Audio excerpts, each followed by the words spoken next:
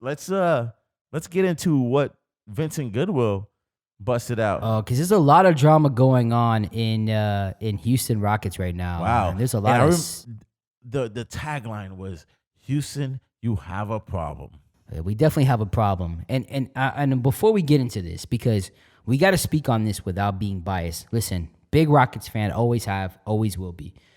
I think that the hard part in all this is trying to depict through all the nonsense and all the really horrible rumors and speculations that people are posting. Like right now, every media outlet in the country right now is all over this. And basically, whether there's substance or not, basically it just feels like someone spreading a rumor, somebody writes an article on this rumor, and then some major sports analysis jumps on this article that's been written by this rumor, and it's become the truth. And at the end of the day, it feels like there's nobody that has any real sources. And I will say this, one thing that I've always appreciated about the Houston Rockets is no matter what drama goes on, it stays in-house. I've never known the Rockets to have this type of drama. This is probably the worst amount of drama in front of the national media that I've ever heard. Now, of course, the rumors is that not only does Here, let's look at the tweet real quick. Pull up the tweet, Quan. They go all the way up. Oh, okay. So let's see. Sources tell Yahoo Sports Chris Paul wants out of Houston. Relationship with James Harden deemed unsalvageable. And that's the tweet. And the author of the article, Vincent Goodwill. Here's my thing. Here's my problem, right, with this article. League sources. It's not even Rocket sources.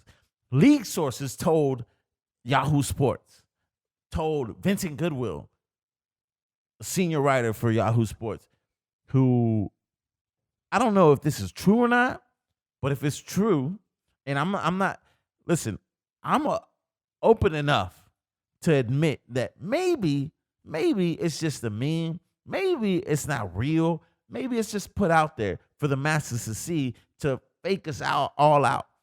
I can't tell. I don't have that discerning eye.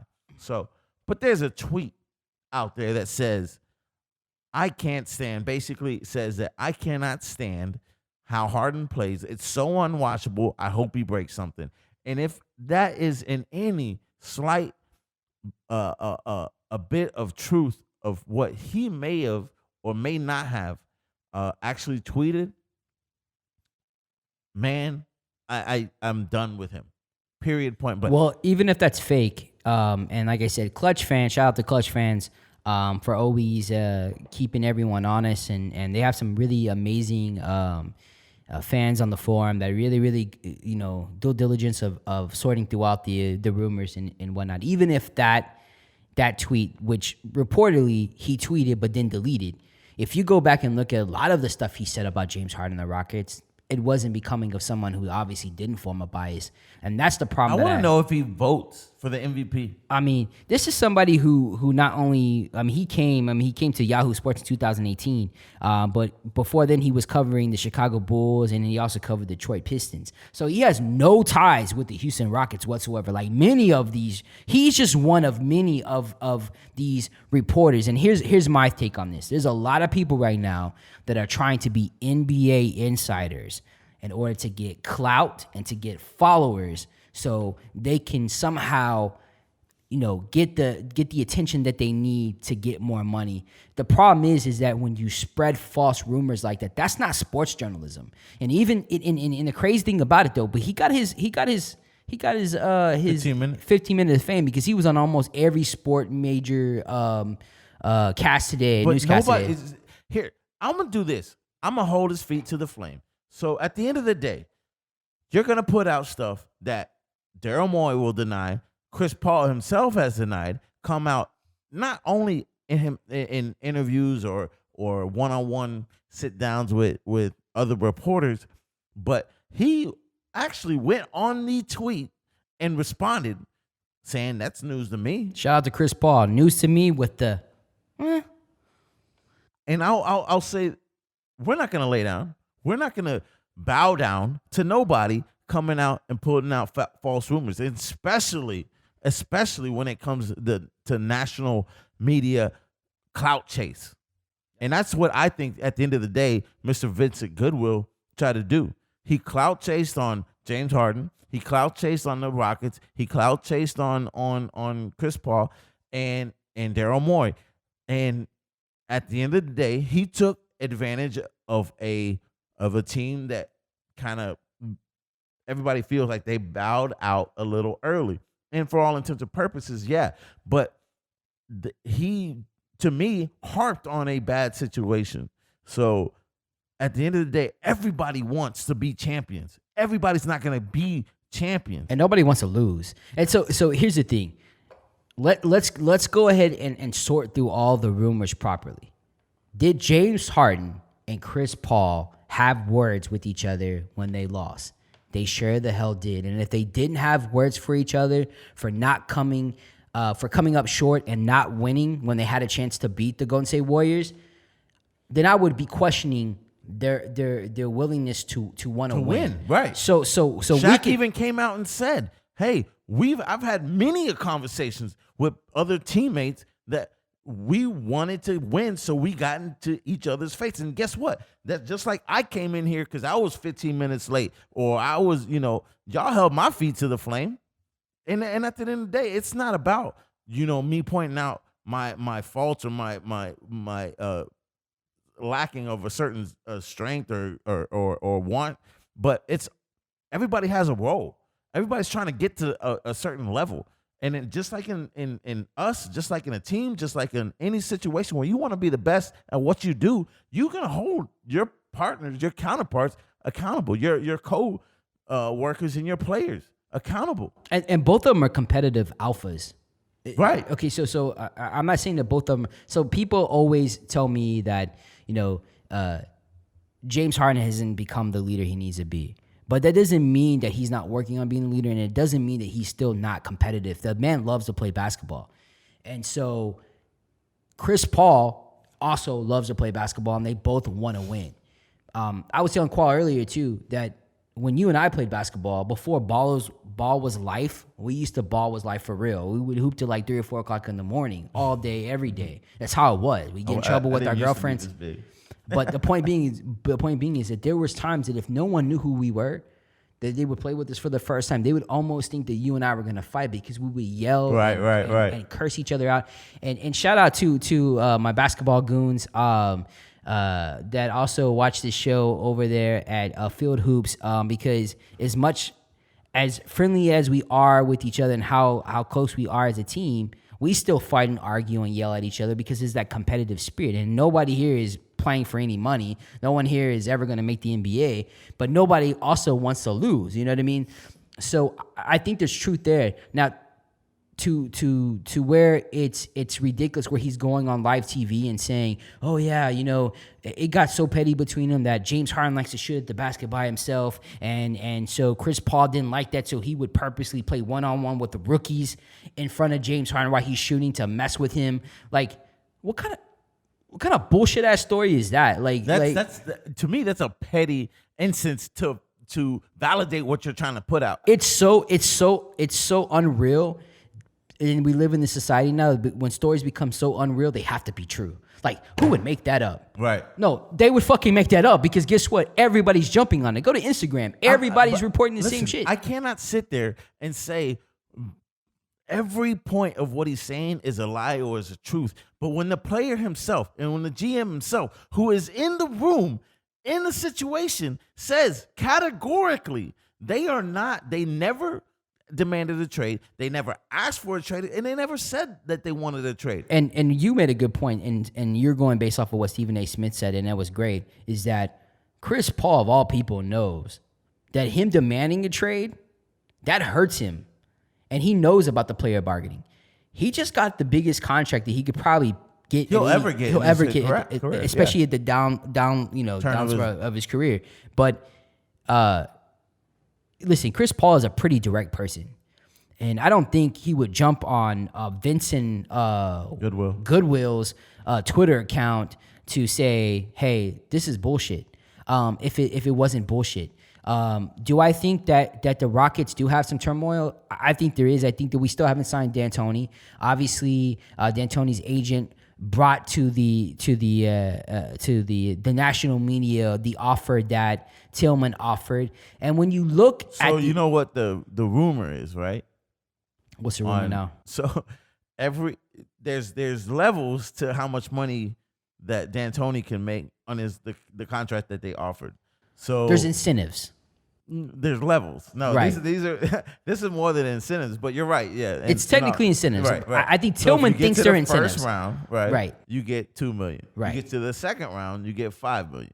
And I'm messing up the numbers, so don't hold my feet to the flame. But every step that he gets to and improves and gets to the different level within the playoffs and ultimately wins the championship, he gives a lump sum of money extra. And nobody likes that. Nobody is going to sign a deal necessarily for that, the ultimate goal being a championship. But in hindsight, Tillman's new to this. He's the first time he's ever been on it. Exactly. So this is something you would do in the restaurant business. Like, okay, so if you have a general manager, listen, if you're able to boost, the amount of people that come into the restaurant, and you're able to get your employees to make sure that they're expanding and adding to the menu, then there's incentives for this. I get what Tillman's trying to do. He's not being cheap. And I know he gets a bad rap for being cheap, and there are some parts of that I do agree with. But I think in this equation, he's basically saying, I'm going to pay D'Antoni, I'm going to reward him by how much further he's going to take this Rockets. Because right now the Rockets, we can honestly admit they're complacent. Like, there's a lot of things that got to improve with the Rockets. And the reason why I'm saying this is that D'Antoni kind of has let James Harden dictate the flow of the ball. There is times where James Harden is dominant, where it makes the game, it hurts the rest of the players, especially someone like Chris Paul. I can see where players might be a little upset with that. At the same time, if it wasn't for James Harden dominant play when Chris Paul was hurt and there was no one else there, the Rockets wouldn't even made the playoffs. So I think that D'Antoni needs to be challenged, because I think D'Antoni's a great coach, but I also think he needs to be challenged of how he's going to take this team to the next level where everybody's involved. And he has, and that's another thing too, is James Harden is going to have to realize he's going to have to learn how to play off the ball, because if the offense is always going to go through him, he's not going to last much longer. The wear and tear of the game, it's going to hit him hard. Yeah. And so he's going to have to learn how to play off the ball, and he's going to have to learn how to play so many minutes, and he's going to have to learn how to advance his game. And if there's one person that I believe that can do that, is James Harden, because every season he comes back with new weapons in his game. He improves majorly. So, listen, and Daryl Morey said it best too, that right now, don't believe anything you're hearing about the Rockets, because there is teams out there, along with agents, that are putting out false rumors to hurt the Rockets' chances of getting better. And I believe like I said, league sources, not Rocket sources, league sources. My main problem with what Vincent Goodwill put out was he said that the relationship between Chris Paul and James Harden was unsalvageable. And if they play one game together, before Chris Paul is apparently gets his trade demand, his wish granted, I just laugh in his face. I can't stand the fact that you, instead of putting out fact, you put your opinion on it and sell it as facts. Right. That's exactly. not good. So that's not sports journalism. I don't like that. So I'm listen, until I feel like, he comes up with some better stuff, at least a lie or in my opinion, it's a lie. And I'm going to stick to that. Shout out Yahoo Sports. You need to listen, everybody wants the story. Everybody wants to be the first on the story. Everybody wants to be the first reporter. Look, at one point we like to have a connection with different sports outlets and even players to where we even have a source. But at the same time, I'm not going to sell my soul in order to gain followers or to get likes or watches in order to sell my product. And here's the thing. I expect more for Yahoo Sports. I expect more from a lot of these outlets, and we said we were not going to get into Skip Bayless BS and what he did today, and he has to eat crow tomorrow, and I can't wait to see that. But the thing is that as fans, and it doesn't matter what team you cheer for, you need to demand that you're getting the actual facts, and that the people who are reporting things are basically able to explain, this is my opinion, this is what I might think is going on, instead of trying to report it as facts. Is what happens is you can purposely cause a rift. Because listen, Chris Paul is a pretty direct person, right? James Harden is more of a I don't think they would mince words. And James Harden is more introvert, and he's a little bit more passive. The thing is this. What better way to cause a team to break up and not be a favorite in the West than cause this conflict? Because we don't know how James Harden is taking this. Maybe at one point he could be like, I'm hearing all this stuff by Chris Paul. Maybe this is true, and maybe it's not. But then he feels a certain way, right? Now, I like to believe that neither one of them are falling for this bullshit. But at the end of the day, this is the kind of stuff that breaks up teams. This is the kind of thing that breaks up like bands. You know what I mean? People say certain things and you start to think that these things are reality when they're absolutely not true, because unfortunately, and this is the truth to everybody out there, if you don't cut the grass, you'll never see the snakes. So you got to be careful. And it's interesting that where all these sources are coming from, because it sounds, a lot of these stories sound really ridiculous.